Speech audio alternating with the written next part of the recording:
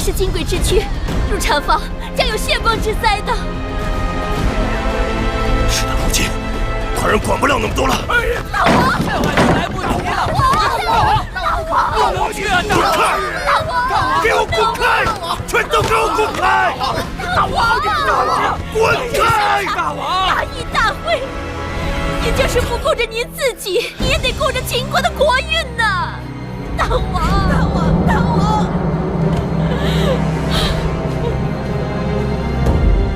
大王！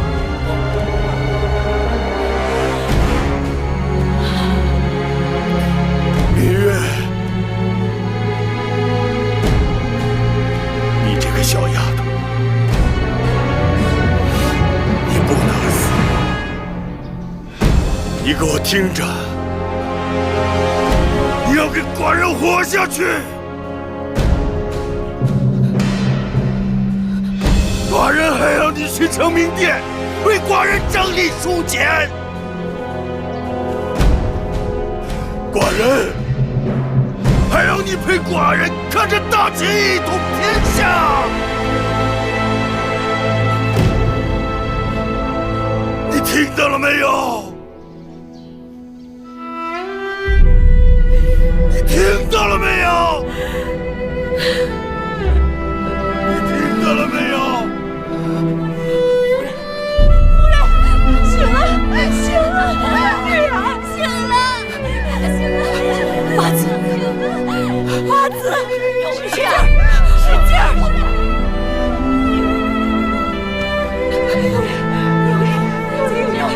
坚持，坚持啊！听我的，吸气，1、2、1、2，八子，使劲儿，使劲儿，使劲儿！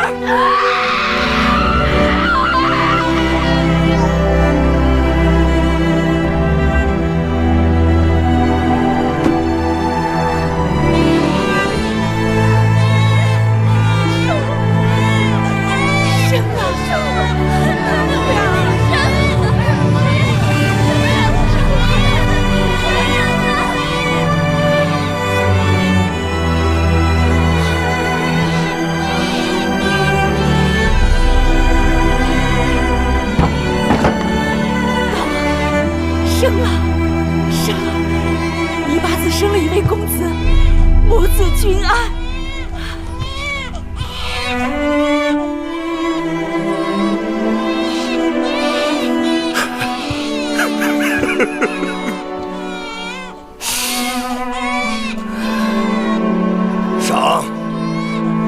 赏女一祗和太医令，重赏。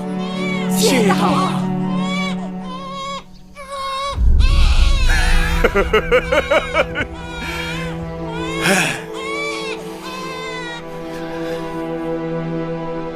每日八子服用的药汤，那药渣必定是要留下来的，这是太医院的规矩，以防万一有什么差池也好核对。可为什么找遍了整个院子都找不到呢？从草药到药渣，爱姑姑从不让我们插手。爱姑和我们也算是几十年的相识了，我真不敢相信她会害月儿。雉姑姑，雉姑姑，雉姑姑，你快看，这是不是药渣？没错，在哪儿找到的？在柴房的柴堆下面。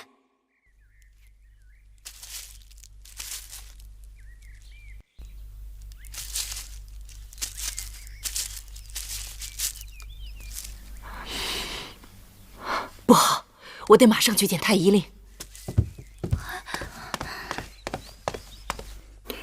女一祗，此事你能确定？奴婢不敢有半句谎言。太医令开的安胎药确实被人动了手脚。经查证，那人不仅在安胎药的成分和用量上做了文章，还在里面添加了一味害人之物。是什么？在被找到的药渣里，发现了大量的水蛭。那东西是破血清瘀的良药，但怀有身孕的女子是万万碰不得的。胆大包天！因为那爱姑与奴婢一样，都是王后陪嫁带过来的女医，奴婢以为是可依赖之人，举荐她照顾八子，谁知她竟包藏祸心，奴婢有罪。臣用人视察，请大王责罚。好了，念你们2人昨日救护芈月和王儿有功，算你们功过相抵吧。谢大王开恩。寡人还有一事要问你们2人：王后那安神丸是怎么回事？王后用的安神丸是楚国南蛮之地的秘方，对此药，女医治应当更清楚些。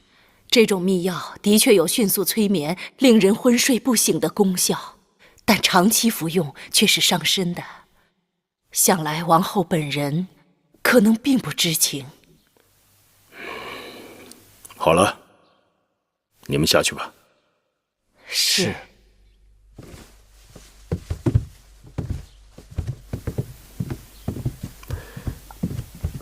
你以为如何？大王不必问老奴，依老奴看，大王心中早已有数。戴瑁是王后心腹之人，那爱姑又是被戴瑁指使。寡人宁可相信王后并没有害人之心。王后若被蒙在鼓里，那安神丸定是戴瑁为了自己主子开脱的手段。大王说的甚是。可惜那爱姑还没有抓到。大王尽管放心，既然已经全城通缉，他跑不到哪儿去的。不管怎样，凶犯是王后的人，王后仍有失察之过。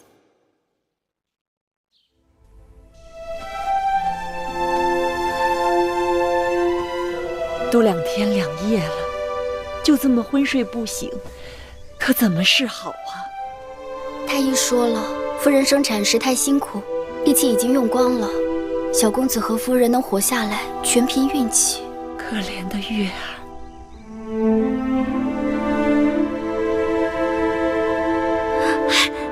夫人醒了，夫人醒了。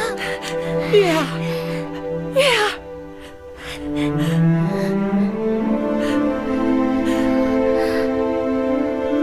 孩子，快让奶娘把小公子抱来。月儿，你总算醒了，你都睡了2天2夜了，吓死我了。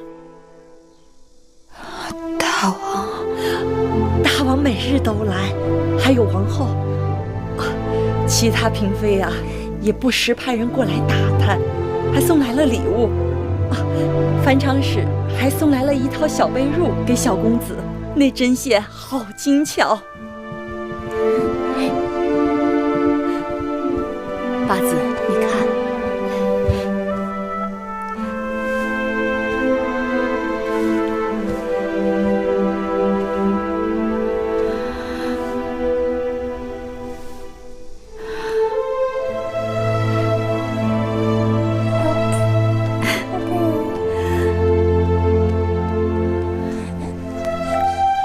是男孩。是啊，男孩。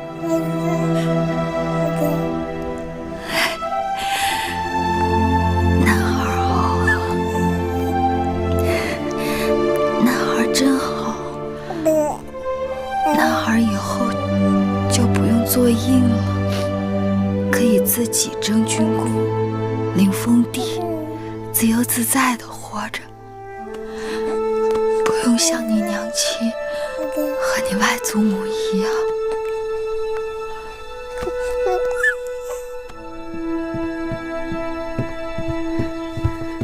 王后，听说爱姑姑被抓了，关进了永巷，还没用刑就什么都招了。她说这一切都是戴瑁姑姑谋划的，戴瑁姑姑要她下药害芈月和芈月肚子里的孩子，为此给了她许多财物，还许给她在楚国的家人很多好处。姑姑好糊涂。大王看了口供，雷霆震怒，说什么？大王说，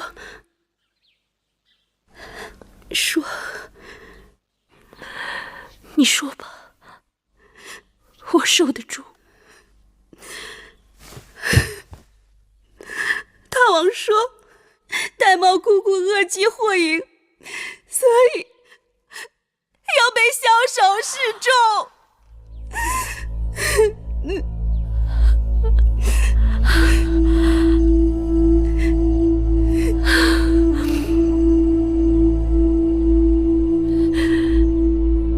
你是说，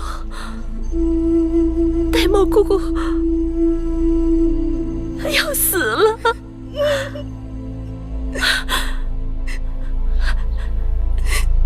她的头要被挂在宫墙上。是。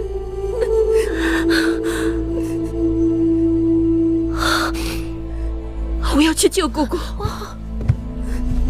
一切祸事因我而起，姑姑生死攸关，我要去救她。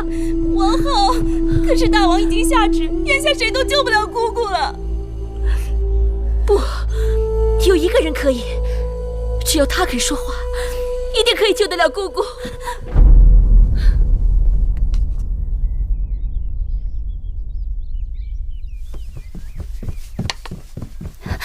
八子，王后来了。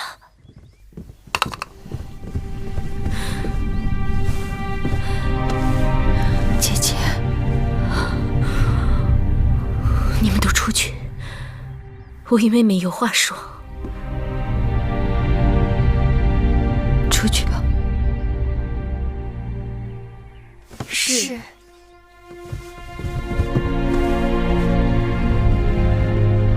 姐姐，坐下说话。妹妹，姐姐，你这是做什么？玳瑁姑姑以身试法，的确该罚该杀，但她自幼照料姐姐，与姐姐情同母女，姐姐不忍看她身首异处。只要妹妹求大王开恩，留玳瑁姑姑一条性命，妹妹要什么姐姐都答应你。姐姐起来说话。不，除非妹妹答应替玳瑁姑姑向大王求情。姐姐糊涂。姐姐待月儿恩重如山，妹妹从小受姐姐庇护恩惠，若有所求，月儿无不答应。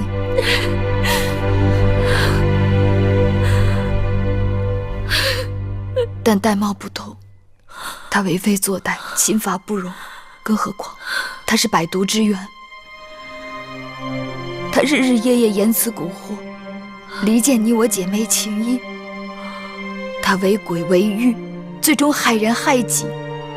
姐姐救她是饮鸩止渴，玳瑁去了，那是姐姐的一大幸事。姐姐不该为她说情，我更不该留她。这不仅是为了我自己，更是为了姐姐的缘故。不用说那么多。总之，你是不肯除恶务尽。芈月不能做违心之事，哪怕姐姐这样低三下四的求你，我求你了。姐姐是明理之人，玳瑁罪孽深重，天地不容。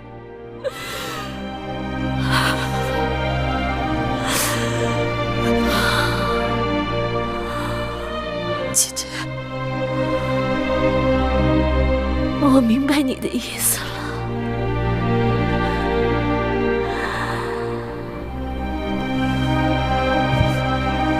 姐姐，姐姐，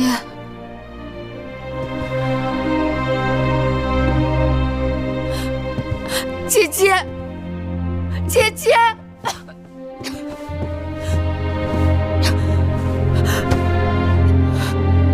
姐姐，不要怪我。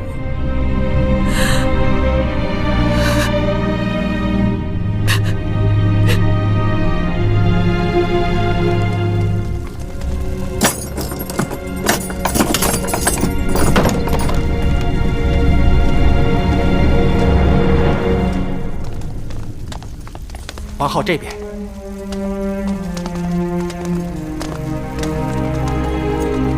这边。打开。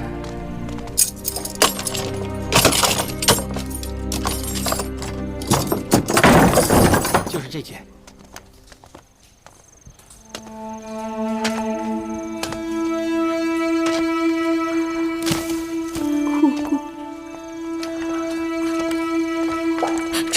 珊瑚，你们两个死丫头，怎可把王后带到这种地方来？姑姑恕罪，恕罪。姑姑不要怪罪他们，是我一定要来的。王后今知玉叶，万万不该如此任性。戴瑁是有罪之人，已经连累了王后。从此，王后不要再跟戴瑁有任何瓜葛。姑姑快起来！姑姑怎能说出这样的话？姑姑是母后身边最亲近的人，母后将姑姑指派跟着我来到秦国，就是把母后的爱一并带过来。在秦宫，无论经受多少周折，哪一次姑姑不是为了我受苦？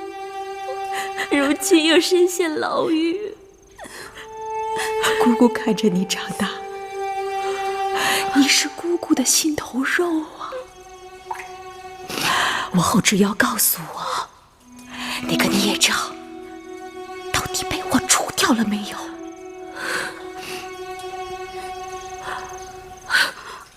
姑姑不要说了，姑姑落此地步，为的就是这一个念想。你快告诉我。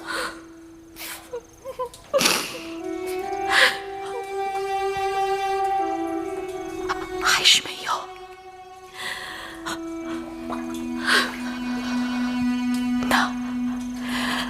那孽障的孩子呢？至少那孩子被除掉了吧？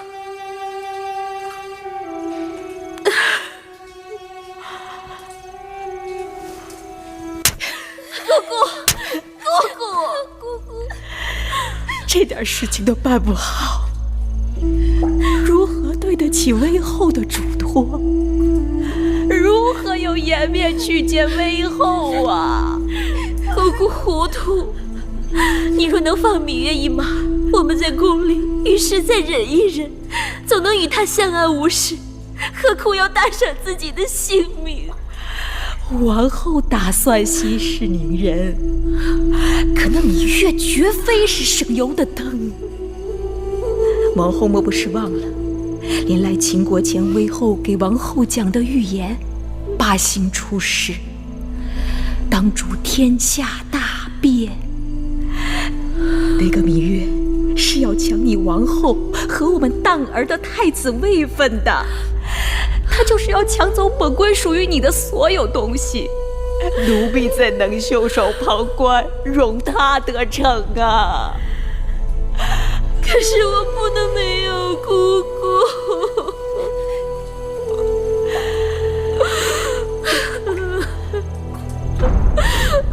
王后自小宅心仁厚，姑姑给你做什么都值得的。但若不是王后心肠太软，一次次的阻止我下手，或许我们早就除去了那个心头大患。不怕王后怪罪，就是怕你从中作梗。姑姑这次才狠心给你服了安神丸。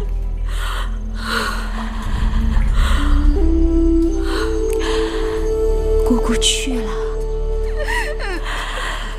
去给威后请罪，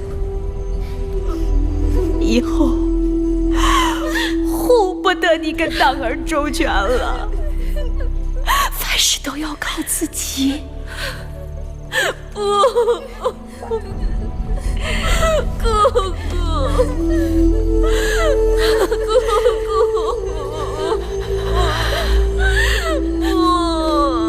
王后不哭，姑姑没有亲人，上路前有王后为姑姑送行，姑姑走得踏实，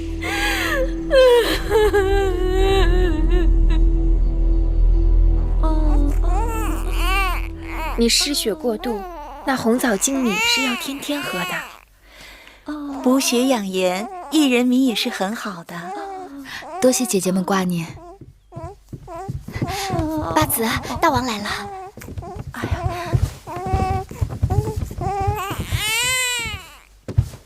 臣妾不能起身，望大王恕罪。坐着别动，身子得慢慢养，但脸色看着却比昨天好许多了。多谢大王体谅。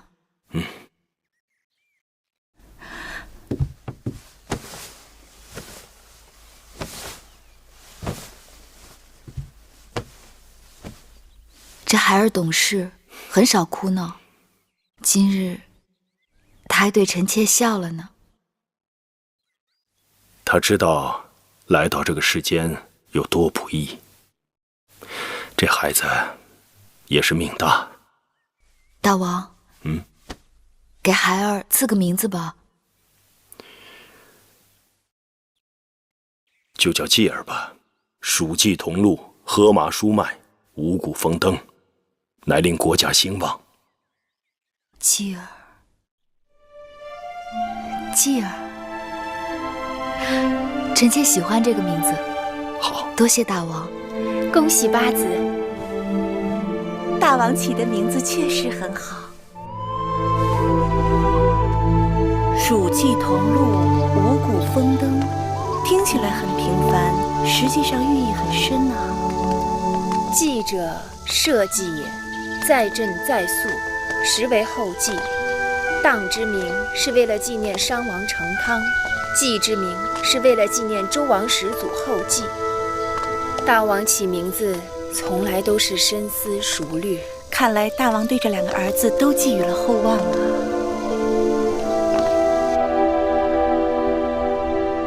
果然知道，你让他们都下去，定是有话要说。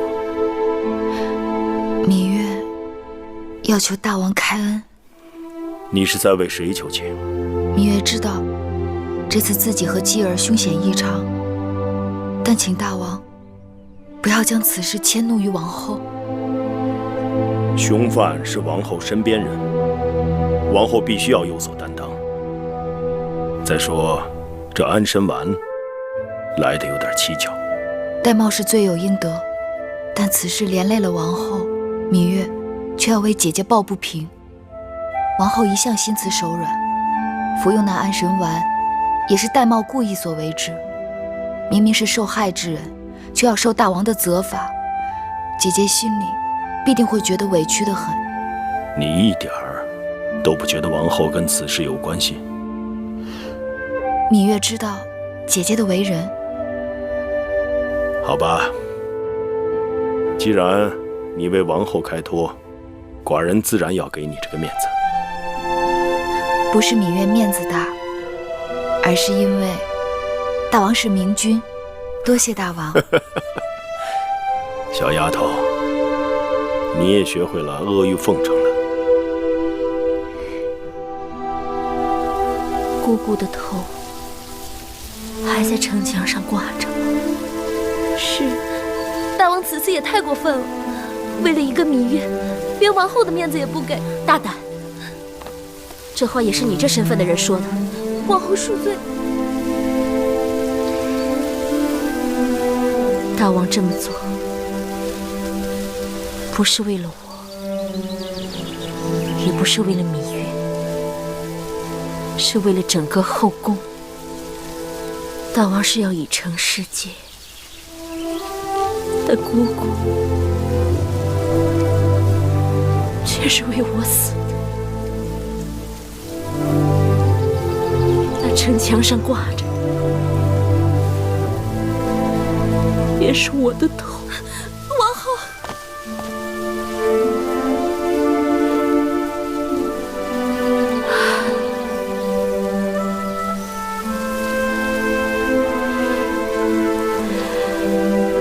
你们都起来吧。是。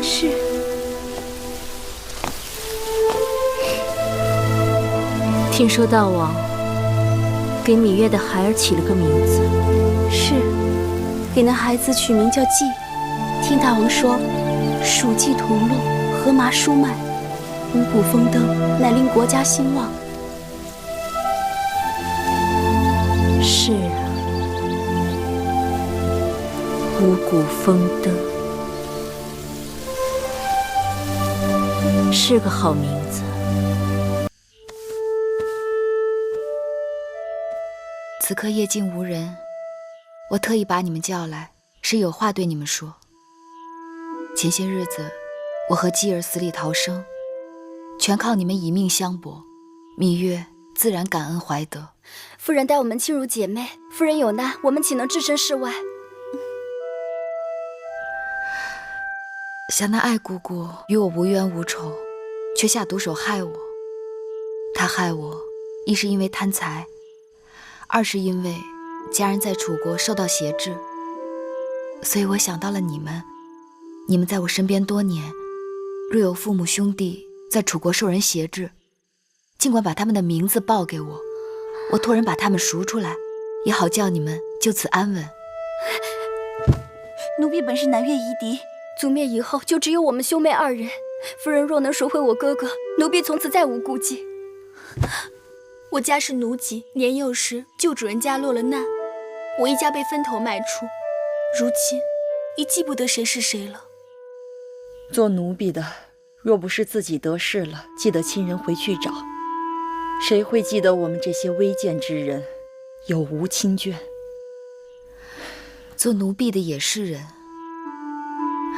过2年我会分别给你们个妥帖的去处，是托籍出宫成家立室，还是留在宫里，全由你们自己选。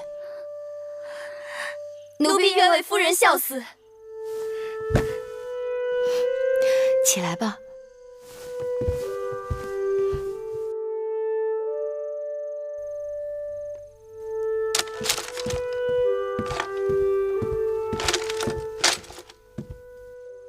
大王，王后来了。让她进来吧。是。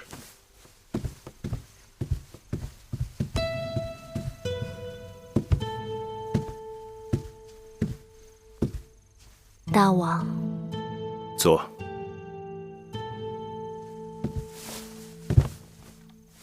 王后很久没有来承明殿了。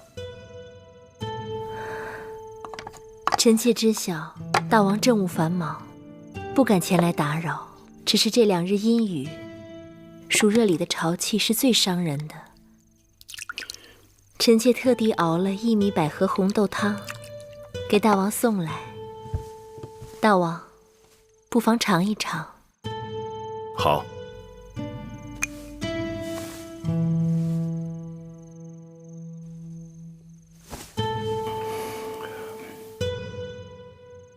汤不错。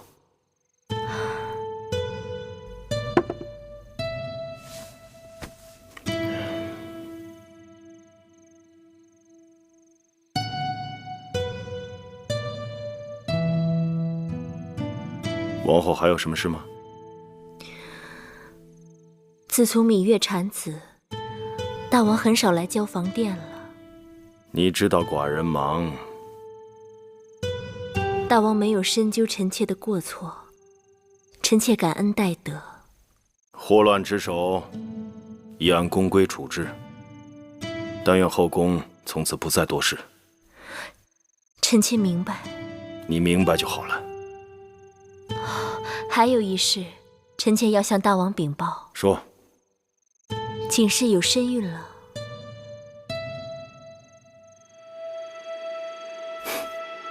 好。景氏是你的应试，你替寡人好好照顾她。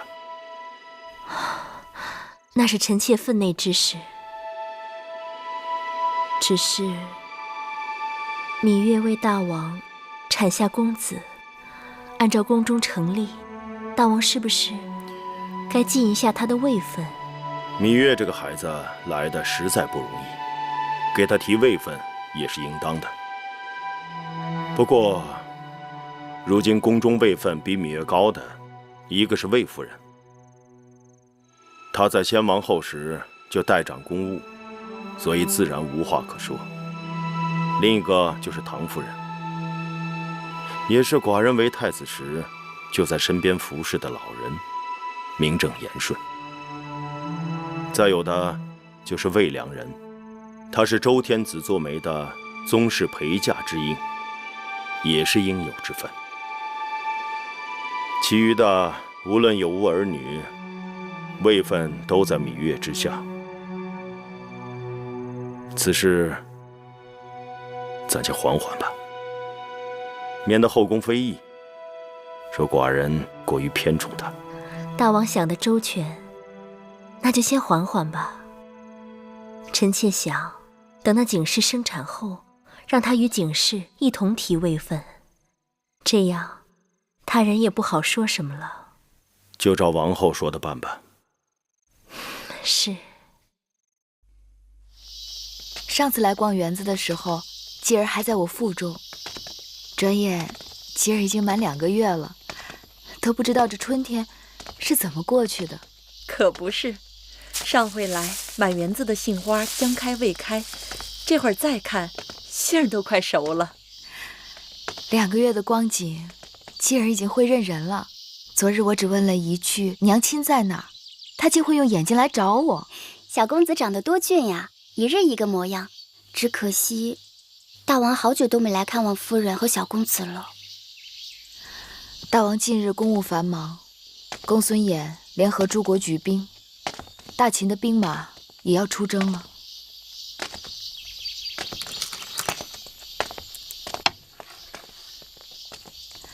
魏姐姐，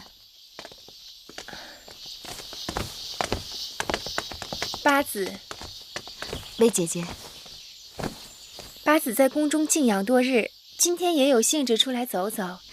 整日躺着，身子都躺软了，若再不出来走走，这心里头要添病了。八子说的也是，心若舒畅，身子才会好得快些。姐姐是宫中围棋博弈高手，妹妹正打算着等身子好些后，要去姐姐宫里讨教呢。说什么讨教？妹妹若是要来，姐姐随时恭候好了。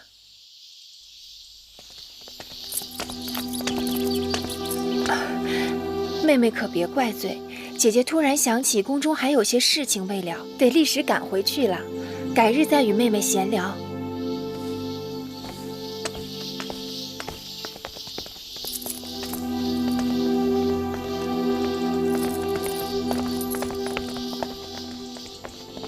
宫里原来是把我和王后看成是异党的，如今王后与我疏离，宫里人都躲避不及，唯恐卷入是非当中。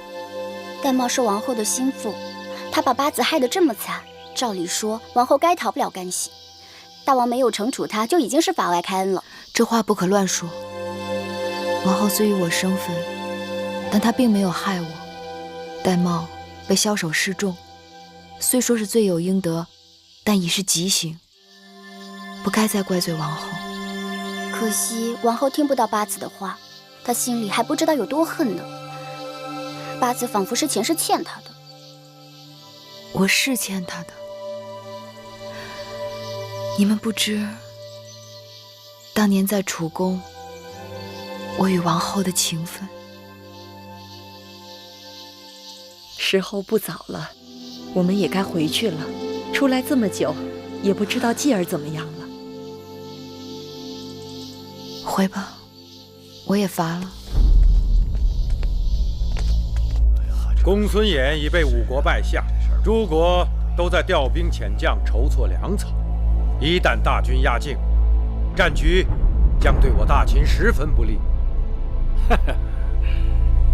6国联军，公孙衍掌5国相印，看起来吓人，哈哈。只要我们应对恰当，他们终究是一盘散沙，攥不成拳头，不足为患。何以见得？齐王虽说是四处张扬鼓动，但并没有真正派兵加入。燕国与我秦国，既有联姻之意，又无利害之争，不会真心为敌。楚王、魏王一向自大，必定为争当盟主陷入不和。公孙衍虽为5国之相，但哪一国的国君又愿意拱手将自己的权力交给他呢？这不是一盘散沙是什么？只要我们集中兵力，狠打出头的，打退一国，其他各国必定争相逃命，不积自溃。对，有道理，说的是有道理。长子此话有理，但这场仗无论如何是要准备打的。寡人眼下不仅仅是担忧北面的诸国联军，还有西边的义渠人。公孙衍和义渠早有来往，以他的谋略，不会不打义渠的主意。大王不妨派人去义渠好生安抚，免得他们心生意念，使我们腹背受敌。据报，义渠王很快就要大婚，寡人正打算派公子华出使祝贺，但想他年轻气盛，还需要一个稳妥之人主事。长子，你与公子华一同去一趟草原，如何？张仪定当不辱使命。好。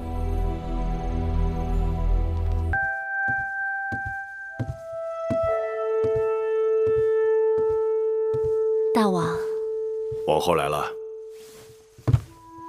昨日听到大王有些咳嗽，臣妾特地熬制了贝母百合羹，给大王润肺。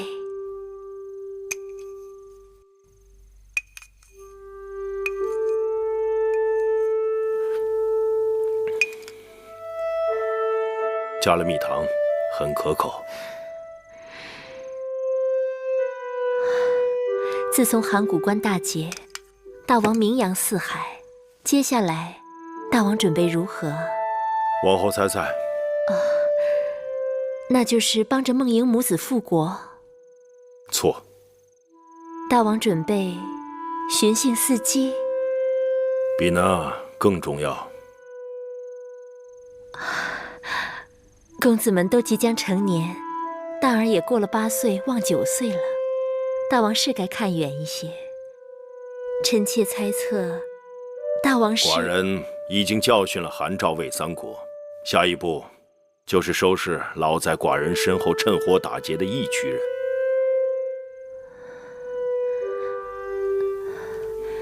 前些日子，大王不是让司马错带着魏冉去收拾义渠人了吗？他们定会让义渠人长些记性的。今日战报，魏冉连连击溃义渠兵马，眼下义渠王已经被秦军围困在他的老营，寡人打算亲自带兵去征服他们。大王威武，必定一举成功。这次出征，是否要带上嫔妃服侍？带1、2个便可。臣妾想那景氏性情温和，细心体贴，照顾大王，定是最好的。景氏失去了孩子后，身子一直没有恢复，出征车马劳顿，过于辛苦。寡人还是带上芈月去吧。芈月曾经去过义渠人的驻地，对那里多少有所了解。芈月服侍大王多年，深知大王习性，她当然是最好的。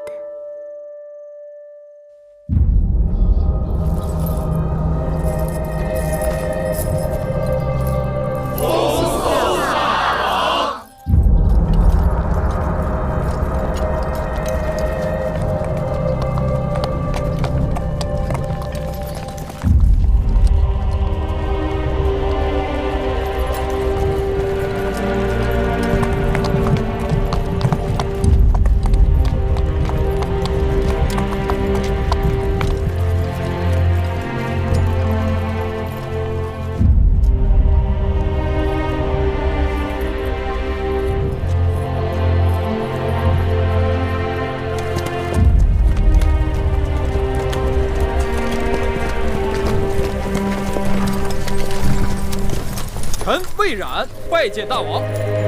免礼。谢大王。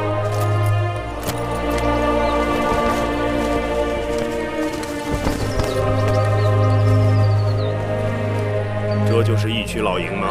是。他们有多少人马？不足1万人。眼下义渠苟延残喘，司马将军、魏将军，你们以为下一步战局如何？义渠人向来狼戾不仁，这几个月咱们打了几场大仗，俘获了不少义渠人马，也算是给了他们一个教训。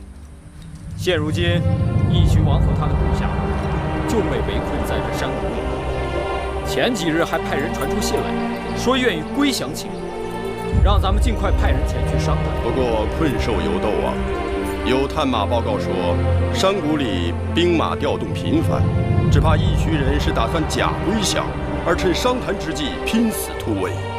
兵以诈立，义渠人天生桀骜不驯。寡人要当心他们表面一套，背后一套。密八子，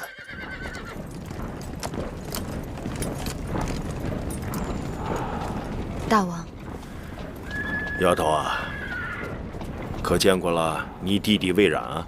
他在军中军务繁重，哪里顾得上？寡人见过他了，年轻有为，英武不凡。等收复了义渠，你们姐弟俩就可以好好相聚一下。谢大王。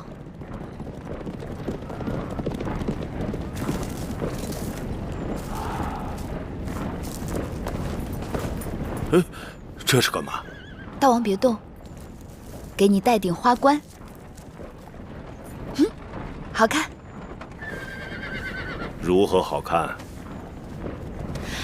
以你嫣红，老伯戴上花冠，比戴王冕好看。后宫女子也就是你，以为花冠比王冕好看？他们是太看重那顶王冕，而不在意是否好看。又说傻话了。老伯嫌弃月儿，傻有傻的好处。有何好处？赤子之心，纯一不杂。谢老伯夸奖。这些日子，老伯鞍马织劳，辛苦了。要不要跟月儿去外面散散心？草原是郁郁葱葱，美不胜收呢。寡人打算明日派人跟司马将军一同前往义渠营地，商议接纳义渠王归降之事。一来，谈谈他们的虚实；二来，也要他们知道秦军这边以逸待劳，严阵以待，免得他们仍存侥幸之心。这个人最好跟义渠有点交情。若是张子或者雍大人能在就好了。张仪出使列国未归，临行前雍瑞又病了。司马将军过于耿直，遇事不善转圜。那老伯觉得月儿如何？你不说，寡人正想问你。那义渠王听说你跟寡人来了，竟派人来说要见你。他知道我一定会去找他的，因为义渠大营里有芈月的兄弟，就是那个被狼养大的孩子。是啊，所以还是由我陪司马将军前去，只当是探访故人。即使他们有所算计，也不会特别提防一女子。好吧。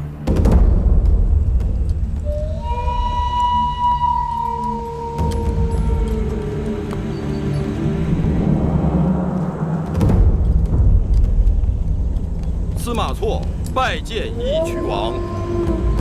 义渠王，别来无恙。月公主，听说义渠王打算率部归降，八子特来探望故人。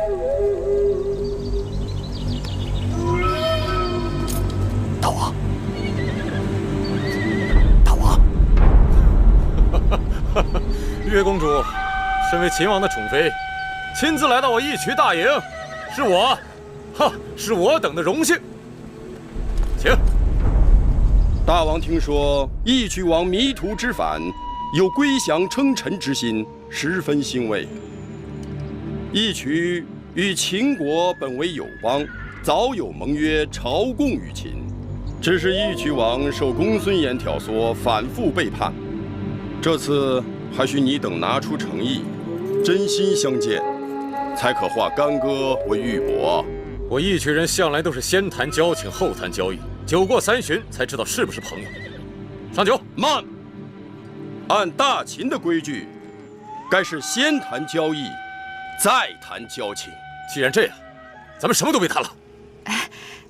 义渠王不要对司马将军恼怒，他不知义渠人的情分深浅，都在这酒水里。芈月愿意客随主便，我先来敬义渠王一碗，望义渠王能推诚相待，口能对心。月公主早年在我义渠做过客，也该知道我义渠的习俗。来，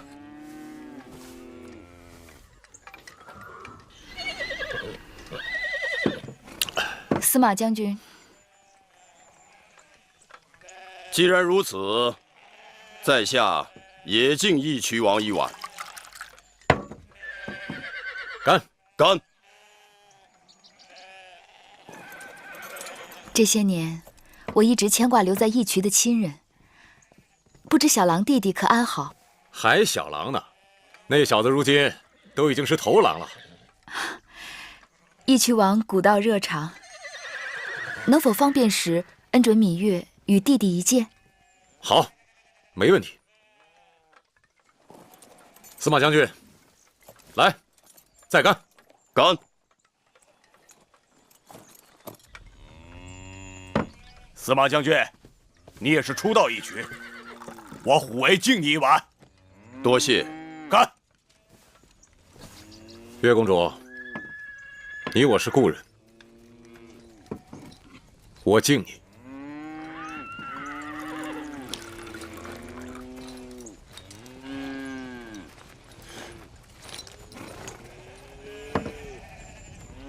义渠王说是要归降大秦，可我刚才进来前，看到义渠兵马枕戈待旦，戒备森严，毫无懈怠，这不像是要休战的景象。我们义渠人的命是自己的，这睡觉也得睁一只眼。这是你的老营，是你们义渠的地盘，你若不想归降，秦军谁又能围得住你们？可见我义渠人归降之心绝无虚假。明明是待价而沽，却说自己诚心实意。你那义渠草原大半都到了秦国手中，你就算逃出这山谷，又能有何作为？如此说来，我义渠只能向秦国称臣了。不过，我既已称臣，秦王必须以礼相待，从此两下相安无事。可秦王要的，并非是义渠名义上称臣，而是真正的归降。义渠王去王号，改称义渠君，也就一字之差。义渠治理也都要推行秦法。什么？义渠是我的义渠，为何要推行秦法？既然义渠王对秦王称臣，那义渠就该是大秦的国土，推行秦法也理所应当啊。你要是这么说，归降之事不谈也罢。义渠王糊涂，你想想，自从大秦推行新法，国强民富，天下无敌，立威诸侯。既然秦法对治国治民有好处，你为何不先试一试再说不呢？义渠人有义渠人的活法，为何要向别人学？你那活法若好，就不会被秦军铁桶般围在这山谷里。你们归降已经是城下之盟，但秦王仁义，他已经答应将占领的义渠土地全部交还于你，并由你来管辖推行秦法。从此大秦就是义渠的后盾，遇上天灾，大秦就是义渠的粮仓；遇上敌手，大秦就是义渠的帮手。这有何不好？义渠王是聪明人，秦王愿意从此与义渠化干戈为玉帛。秦国强大，义渠也强大；秦国富足，义渠也富足。义渠众生的福祸，只在大王的一念之间。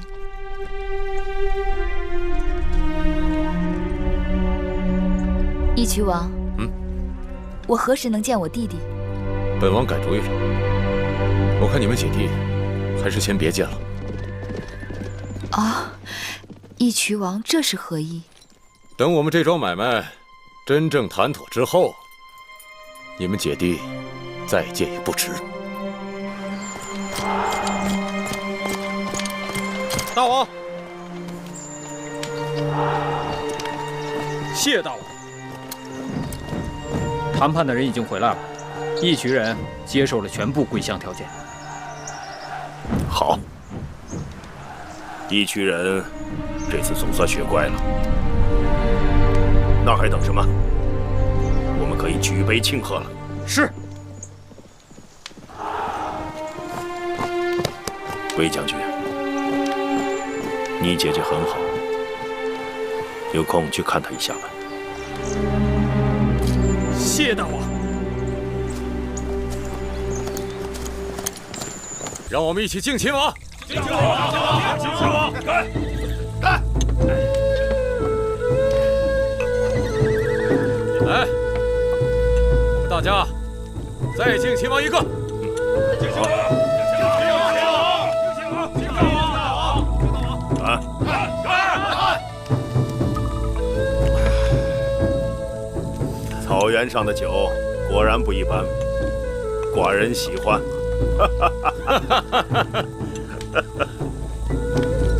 芈月公主，这草原上的酒，秦王说了很不一般，难道你不想尝一口？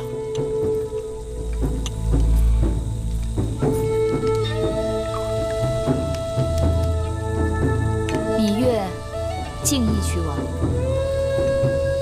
请。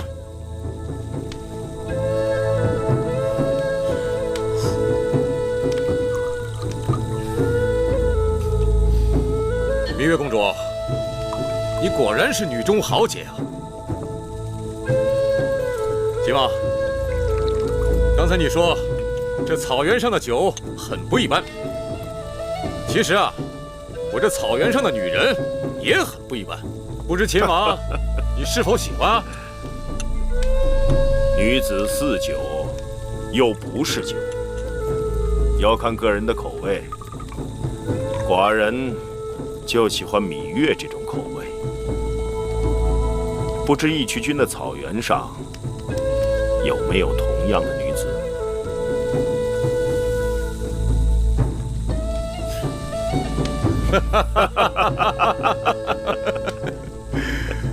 世上谁人能有像秦王一样的好福气啊？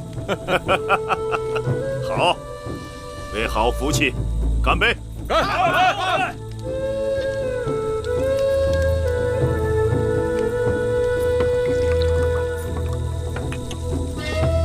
魏冉将军好酒呀！干！大王恕罪，芈月约了魏冉弟弟相见，去就来。去吧。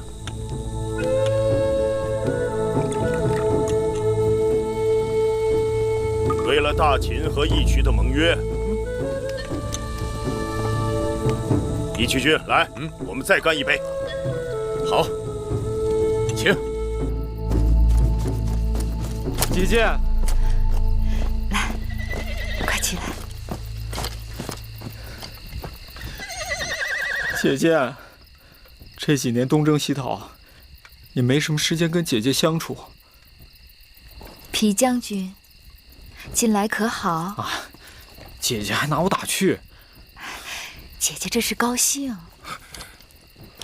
我已经有一大块封地了，所以以后不管姐姐有何事，小冉都能为姐姐遮风挡雨了。小冉长大了，也懂事了。嘘！什么人？出来！怎么了？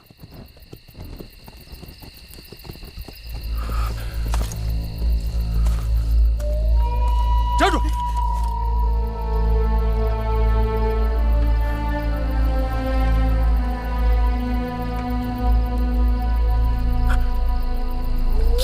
姐姐，你是？姐姐，你是小狼？你还记得我？是小狼，你都长这么大了。你干什么？姐姐，他是谁？他是小狼，是我弟弟。弟弟？姐姐，我不喜欢他。好了，来，你们都是我的好弟弟，我们找地方说说话。姐姐，以前可从来没听你说过，你还有这么个弟弟。他是小狼，是我在义渠时认养的弟弟。哦，那也就是说，他并不真的是你的弟弟。你才不是弟弟！多个弟弟有多好，小冉也多个兄弟。我当时以为可能会死在义渠。小冉，我想你，像葵姑，像荣弟。小狼的年纪比你还小，他也是孤苦无依。看到了他，我就像看到了你们似的。离开义渠时，我自身难保。小狼是和狼一起生活过的孩子，野性未驯，刚刚开始学画。义渠人不肯让我带上他。后来我也曾请求大王派人去义渠接他回秦国，义渠人又不肯把他还我。真没想到我们能够在这儿团聚，这义渠王还算是讲信用的。是义渠君。义渠王。义渠君。义渠王。你好了好了，别争了。小狼，你这么维护义渠王，看来他待你不错。是不错，瘦的皮包骨，看来是没吃过饱饭吧？你倒是肥头大耳的，真是长得肥的狼，是吃不到肉的。狼？小狼？笑死我！就你这种皮包骨的狼，我赤手空拳打你3个！来啊！来呀！来！哎，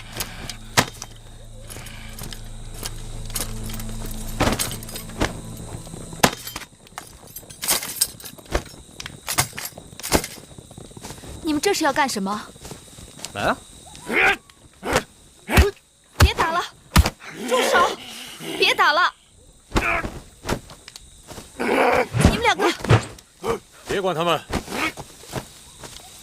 男人的交情都是靠打出来的。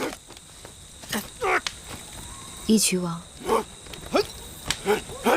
月公主，从今日起，在下已经去除王后，以后请称我义渠君。那既然如此，我也早不是什么楚国公主，而是秦王的王妃。你该叫我八字。我偏喜欢叫你公主。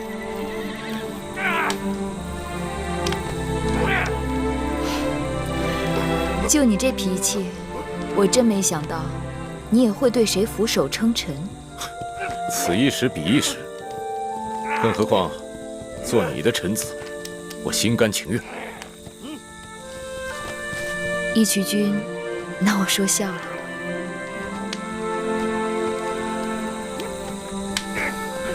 昨儿见到你，我才知道，当初为了那点粮食放你回去，我真是够蠢的。听说义渠君娶了东陆公主，恭喜了。你别假惺惺的好吧？你知道我想娶的女人是谁？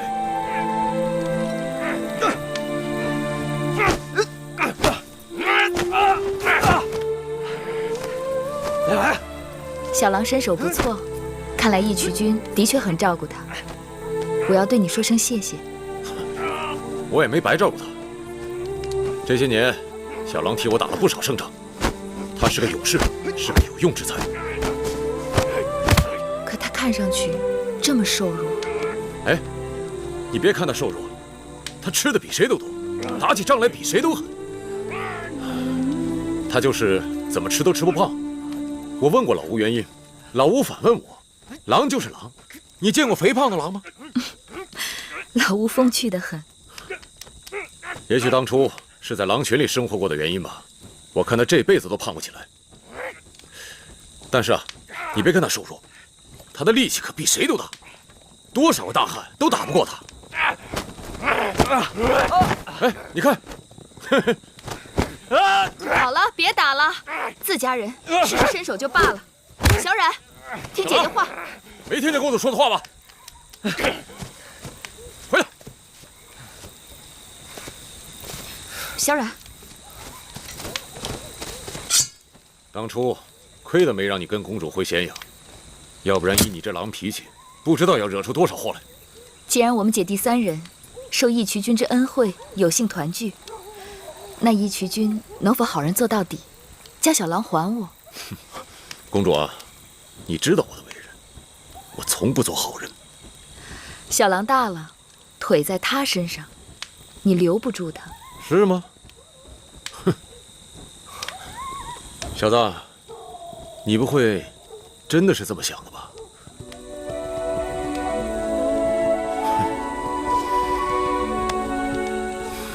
狼就是狼，怎么养也养不熟。行，算是个人情吧。以后你想起来，还能念我个好。小狼，可以和姐姐哥哥回家了。谁是哥哥？这打不过我，再来啊！小冉比你大，该是你哥哥。哼，他从小没叫过任何人哥哥，他得慢慢学。真是只狼。小冉，你是哥哥，要有度量。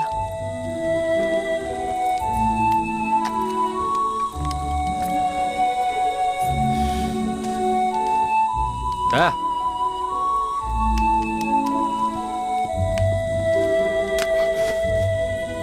姐姐，也给他起个名字吧，别小狼小狼的叫着。倘若将来有一日，他跟我在军中立了军功，也得有名有姓，有个出处。嗯，小冉说的有道理。哎，我想起来了，当初在狼群里找到他的时候，他身上挂了个铜牌，上面铸了一个“白”字，莫不是他的姓氏？白，姓白。对了，你姓里的确有一分支姓白。小狼，你真是注定要做我弟弟。姐姐说姓白好，就是好。白，叫白起，怎么样？我有名字了，我叫白起了，我叫白起了。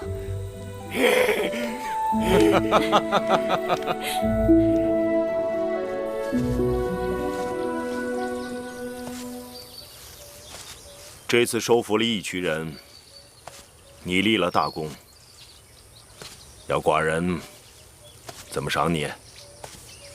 那就让老伯背一背芈月。小丫头，讨赏讨得无法无天。老伯不肯赏就算了。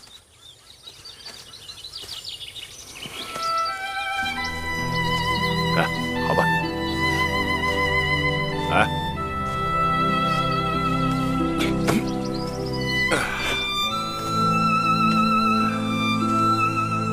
小丫头，那义渠君看你的神情有点古怪啊。如何古怪？像狼捡到了肉。即使是狼，他也要忌讳大王手中的利剑。你找到你那义渠的弟弟了吗？是，臣妾还给他取了个名字，叫白起。好，那你打算怎么安置他？臣妾想让他跟着魏冉从军。好，血性男儿，罪我沙场。寡人喜见你的弟弟们都成为大秦的社稷之妻。多谢老伯。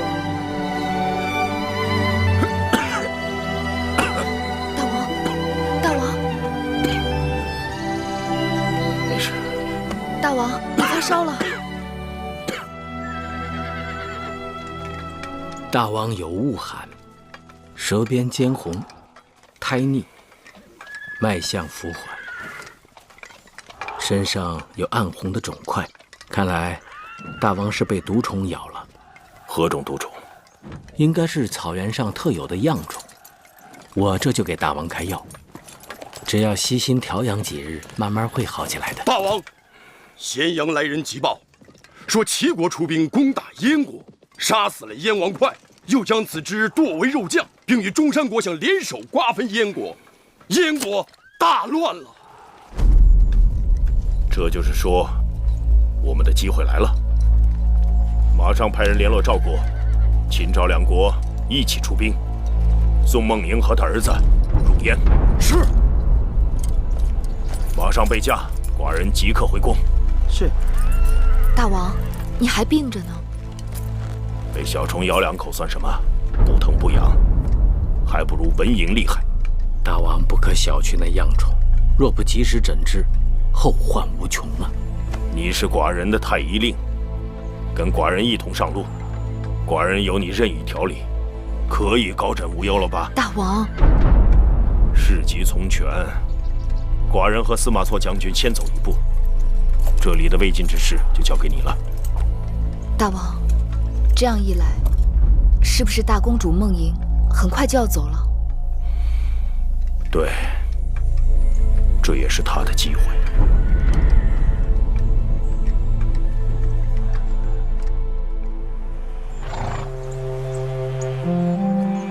我在草原打搅义渠君多日，从今往后，望义渠和大秦成为真正的一家兄弟。既然是一家，你们秦王刚走几日，你就急着要走？即便是一家兄弟，也不可总住着不走啊！你把我义渠最好的勇士都拐走了，我做的尽是赔本买卖。你看，说着说着又生分了。姐姐，大王令我们率军直插燕国，与姐姐不同路，就此别过，请姐姐一路珍重。小冉放心，我把白起交给你了，你要好好待他。姐姐放心。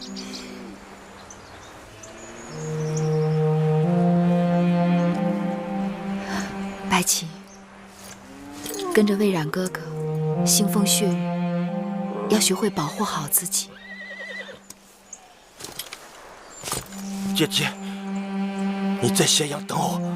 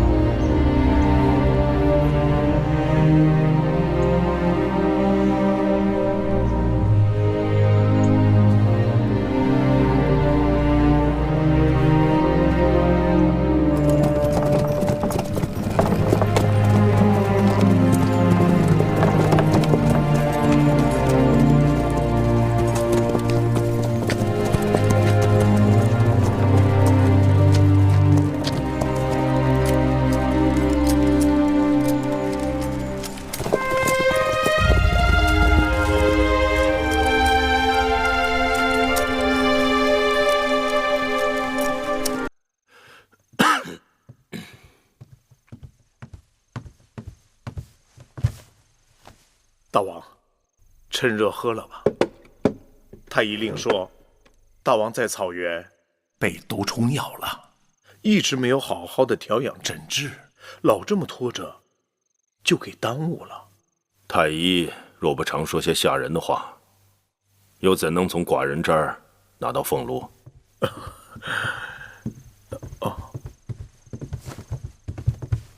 拜见大王。芈月回来了。听说大王亲自将大公主送出咸阳100里之外，刚刚回宫。寡人并非多情善感之人，但是这次孟莹要走，心里突然有些忐忑，所以多送了些路程。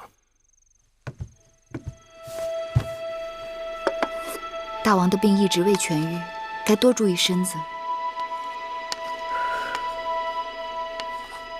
大王，把药喝了吧。怎么连你也来啰嗦寡人了？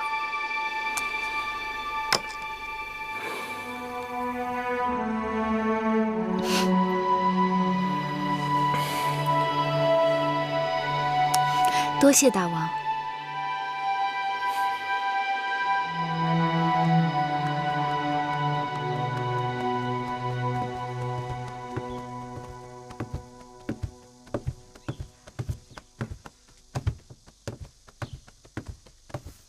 夫人，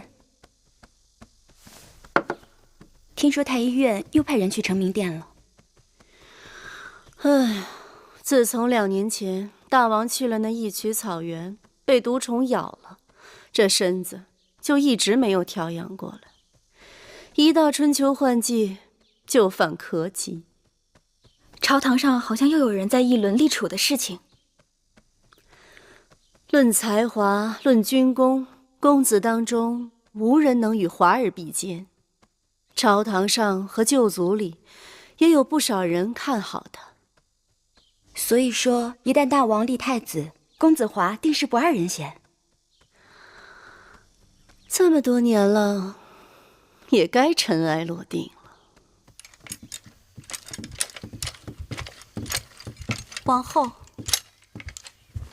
拜见王后。甘大夫免礼，赐座。是。谢王后。这2年，荡儿在甘大夫的悉心调教下，学业大有长进，这都是甘大夫的功劳。王后过奖，公子天生是运筹帷幄的战将奇才，将来必定能够成就秦国的雄图霸业。论感恩，该是微臣拜谢王后。甘茂在外闯荡多年，无法在双亲面前尽孝。昨日收到家书，说留在楚国的老母亲多次得到楚国王宫里的照应。甘茂肝脑涂地，无以回报。甘大夫太见外了，快请起。我们都是楚国人，自己人关照自己人，那是应当的。前不久，大王还向我问起荡儿的功课，我说荡儿十分用心，在甘大夫和初离子的调教下，已经读过大夫仲2篇，离子10篇，楚兵法7篇，正要研读魏公子21篇。看大王的意思，像是要考一考荡儿。既然如此，我等该早做准备。大王一向重视公子，否则怎么会这么关心公子的功课？这看重是一回事，立储又是另一回事。大王不也一直看重公子华，也曾打算立他为储君吗？那时大王没有嫡子，先王后与魏夫人有关系特殊，那都是旧话了。眼下大王有了公子荡这个真正的嫡子，公子华怎么可能与公子荡相提并论呢？更何况，微臣也向初离子提起过公子荡，初离子也曾在微臣面前狠狠地夸了公子一番，说公子龙居凤雏，天生王者。想来想去，这事还是要由初离子出面才好。尽管秦国有兄终弟及的旧例，但我看他对王位并没有觊觎之心。如今他既是左相，又是大奉常，应当由他帮我去向大王陈情。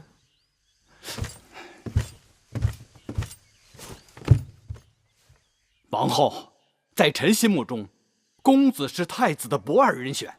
只要朝廷商议此事，微臣定会鼎力支持公子。那就有劳甘大夫了。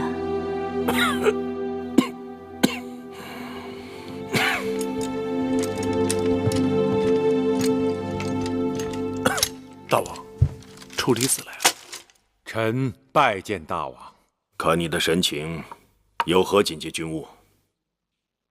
并无急事，业务军务。可你眉头紧蹙，难道是有什么其他心思？臣思量了几日，以为这要说的事情的确要紧。坐。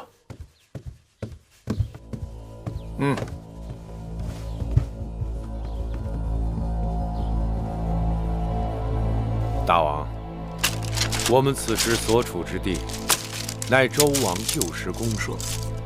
因周幽王宠爱褒姒，乱了嫡庶，以至于太子平出奔申国，人心不服。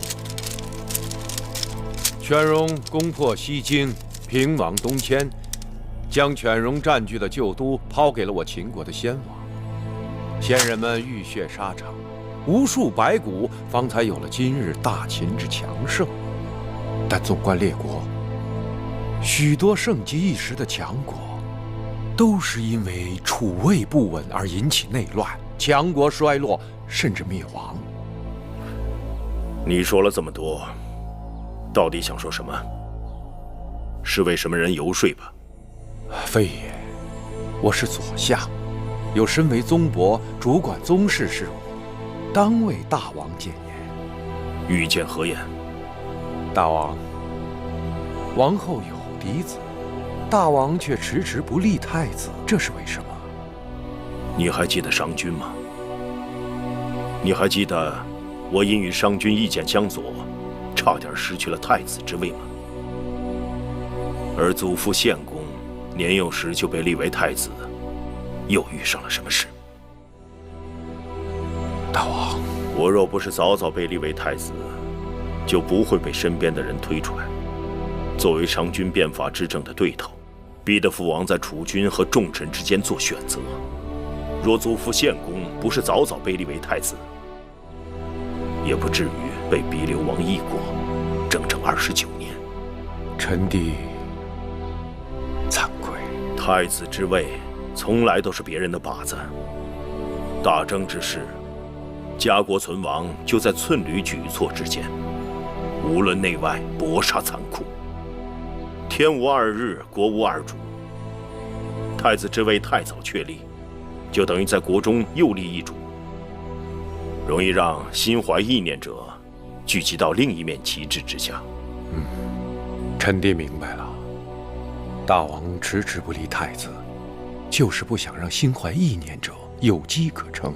当然是寡人嫡长子，天生勇武果敢。秦国历代选择储君，都以勇敢果决为首要。楚离子，你是否觉得他更合适？或许将来有一日，能为我大秦征战沙场，以武扬威。臣惶恐。大王英明，公子当好武，力大无比。若再过几年，如有机会随臣征战沙场，定能成就大王心愿。看来王后请你教导当儿，也不是没有道理的。大王明察秋毫。那你如何看华儿呢？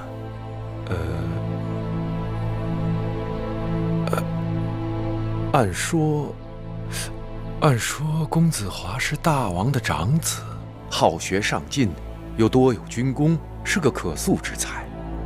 只是他的生母和其魏国背景，恐怕对他有所拖累。华儿才华出众，在诸公子中颇具威望。寡人只想对自己的每个孩儿都能做到公平。都说大王宠幸芈月，所以也难免爱屋及乌啊。继儿率真可爱，冰雪聪明。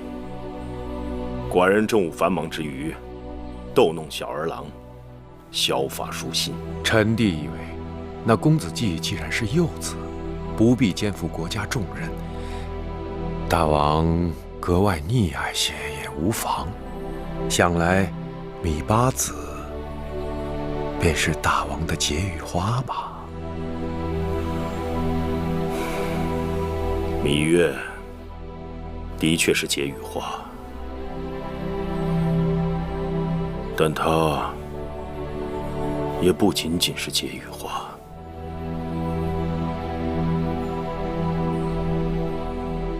你到底在担心什么？是怕寡人专宠妇人而乱了朝纲吗？臣弟追随大王多年，岂有不知大王为人的？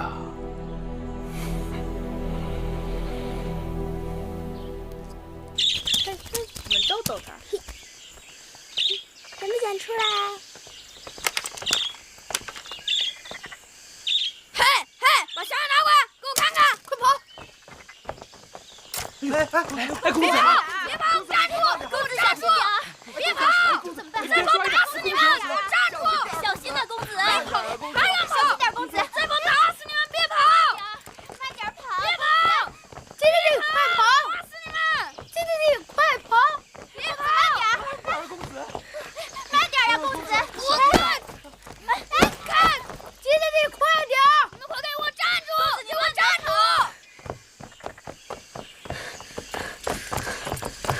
以强凌弱，非君子！滚开！叫你跑，叫你跑！把香拿来！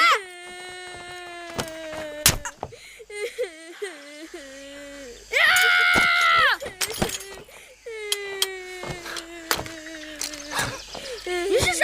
竟敢对我无礼！我是谁？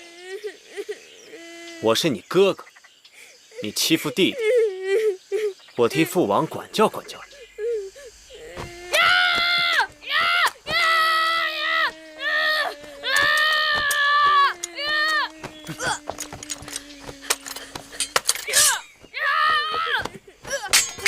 公子没事吧？滚开！你敢打我？你可知道我是谁？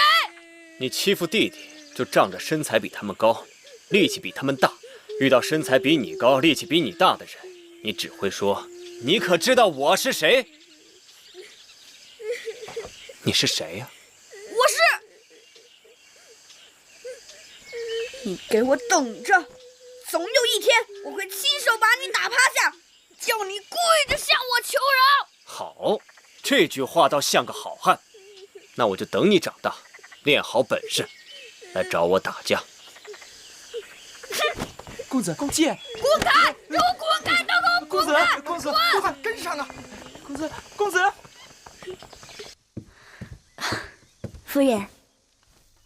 夫人知道公子要回来，早早就熬好了桃花粥，等着公子了。春吃鲜花，夏吃果，秋食野菌，冬喝汤。你在军中辛苦了，春天喝点桃花粥是最活血养颜的。母亲为孩儿太操心了。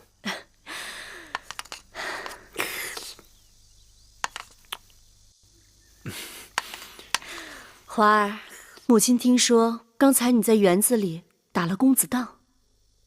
哦，他以大欺小，应给他点教训。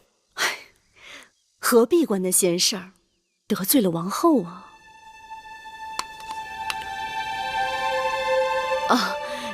既然已经得罪了，就得罪了吧。反正芈月眼下才是大王面前的红人。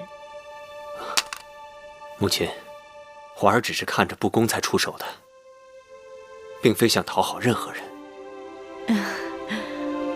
华儿向来最懂事儿了。快，趁热喝了吧。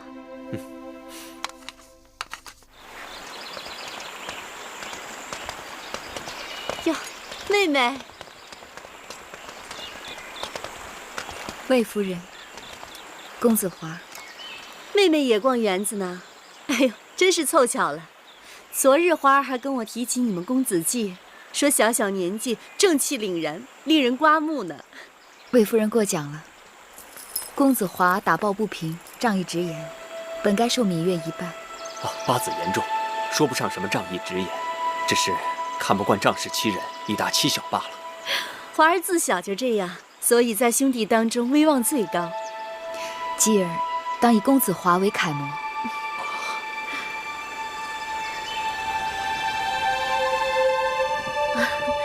妹妹可算来了，我特地派人叫妹妹过来。姐姐，快过来。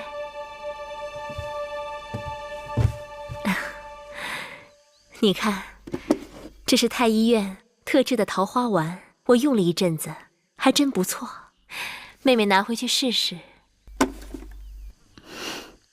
谢谢姐姐。什么事情都想着我。你我连理同支，与他人自然不同。大儿和继儿手足亲情，更是其他兄弟不能比的。姐姐说的是。我听说前2日，大儿在园子里欺负了继儿，这哪像个做哥哥的样子？为此事，我已经责骂过他了。小孩子家不知轻重，等大儿长大了、懂事了就好了。我是怕妹妹因为此事与姐姐生分了，更怕继儿受人挑唆，与当儿从此疏离。不会，牙齿有时还免不了会咬到舌头呢。我就知道妹妹识得大体，顾得大局，他人再用手段也是枉费心机。对了，我打算把宫里的园子好好修整一番。好妹妹，你帮我筹划筹划，哪日我们一块把大王请来，好不好？好。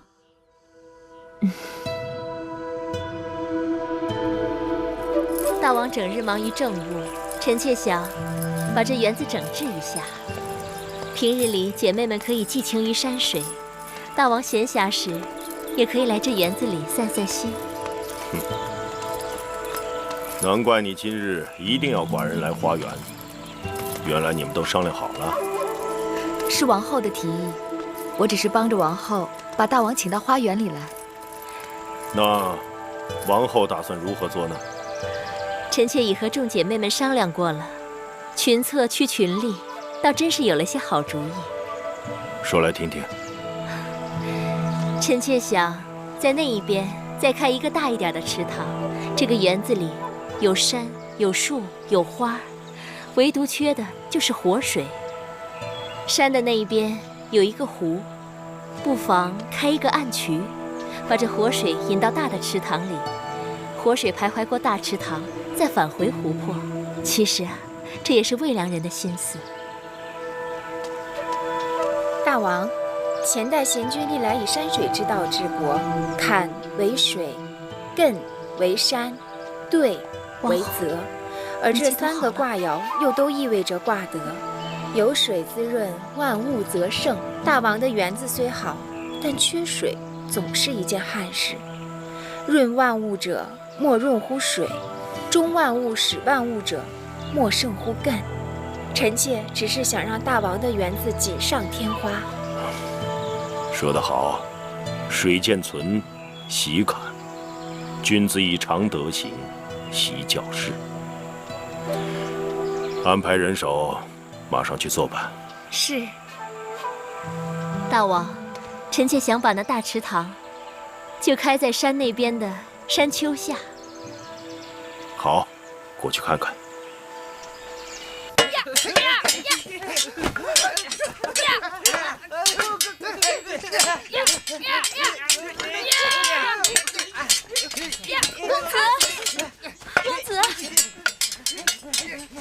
公子，大王和王后他们过来了，赶快准备吧。嗨，你们都听我的率领，各回自家的阵营。咦，我的那个小木球呢？快给我找木球去！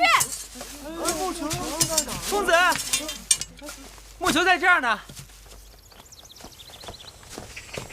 公子，木球。你们持黑旗的为一方，你们都听明白了吗？明白。大声点儿！明白。当儿他们这是在做什么？持红旗的为一方。这些日子，大儿在甘大夫和处离子的调教下，悉心学习军务，日日在这儿和这些小内侍们演练兵法。花儿和焕儿，他们在疆场杀敌，当儿他们在后花园练兵。好，我们大秦后继有人。恭喜大王！童儿，你和当儿年龄相仿，为何不跟当儿一起玩耍？当弟弟力大膀粗，娘亲说如果跟他玩，启禀大王，童儿自小体弱多病，臣妾是担心他出事会伤着筋骨。男儿应该多经风雨，多见世面，凡常是爱子心切，寡人理会。但是过于呵护，总是不妥。是，都是臣妾的错，臣妾记下了。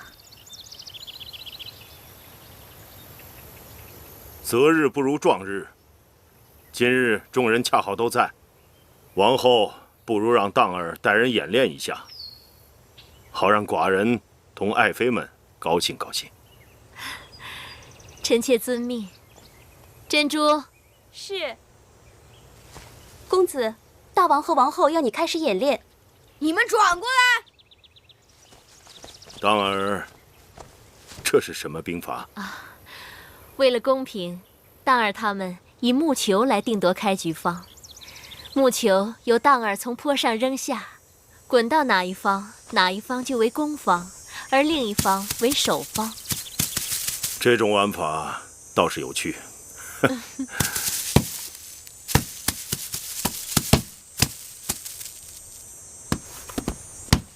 这木球没有滚下山坡，这算什么？这什么都不算吧？这个。这是怎么回事啊？那就重来一次吗？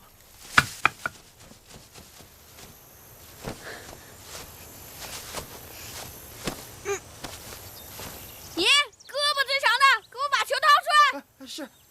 大王。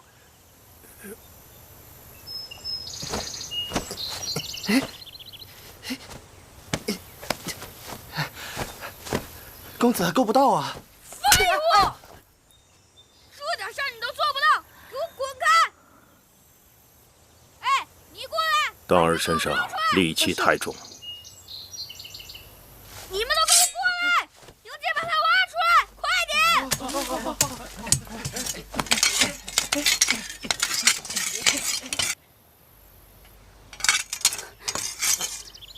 王后，要不让人再找个木球来？重新开始，小孩子的把戏嘛。你见过一场大战，兵马出阵，又退回来再重新开始吗？你们这帮蠢货，连个碰球都掏不出来，笨蛋，废物！废物！好，一群废物！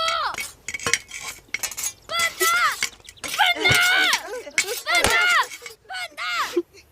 魏夫人。你为何忍俊不止？王后刚才不是说要在这山坡下面挖一个池塘吗？臣妾以为不用费这个事儿了。公子当在那儿多挖些时日，池塘不就挖妥了吗？笨蛋！笨蛋！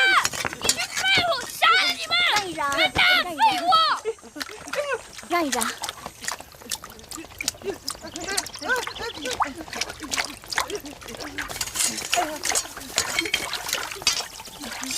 让一让！干哥哥，干哥哥，我来帮你。走开！我不需要你帮。当儿，既然继儿有了主意，你暂且让开。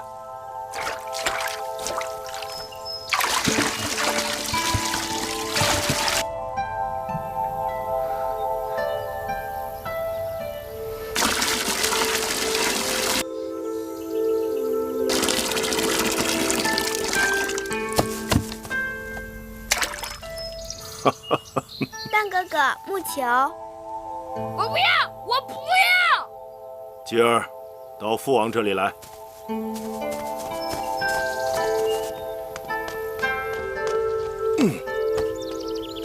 继儿告诉父王，你这个用水取球的主意是谁教给你的？是继儿自己想的。继儿这小小年纪，要是没有人教他，他哪里想得出来这么好的主意啊？夫子言：水可载舟，亦可覆舟。继儿想，木球比舟船轻得多，水可载舟船，定可载木球。触类旁通，举一反三，继儿聪慧，是寡人的好孩儿。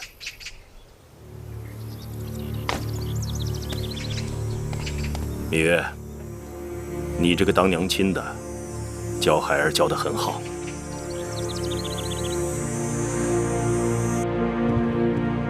当儿真是太不争气了。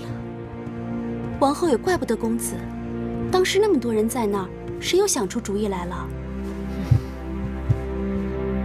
难道那个嬴稷真的天赋异能，引物绝人？王后，先喝口茶吧。今日之事，王后不必过于烦恼。那个嬴稷才6岁，只能算是他运气好，让他给碰上罢了。先不说那木球，当儿当众随意打人，已让大王很不欢喜。平日咱们公子性子好着呢，那也是一时气急。早知如此，又是何苦？于甘大夫筹划多日，全为他人做嫁衣裳。